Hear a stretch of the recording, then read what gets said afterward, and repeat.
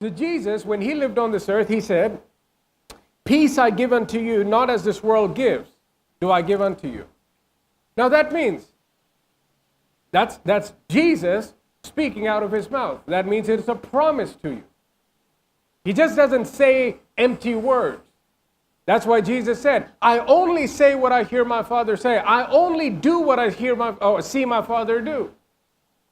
So he's every single time he says something, Jesus is conscious of the words that are coming out of his mouth. Jesus is conscious, and he only says things that are in line with the will of the Father for his life.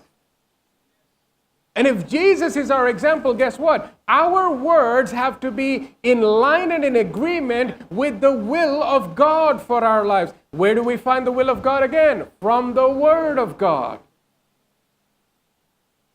So he's saying, so you see trouble, but Jesus said he gave you his peace. What kind of peace is this?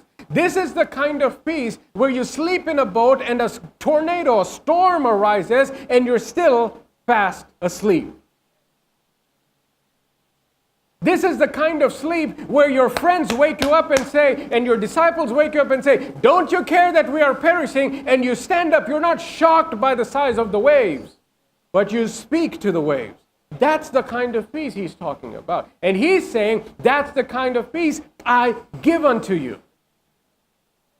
That means we have that kind of peace in us. So what Paul is saying is, don't look at the fighting and the confusion and the frustrations that are taking place in your family. You can see those things, but don't see those things. Now, what is it that you cannot see? I can't see peace right now, Peter or Paul. I can't see joy in my family, Paul. And he says, all right, look unto those things. Why? Because they are eternal. He says, whatever you're seeing, it is temporary in your life.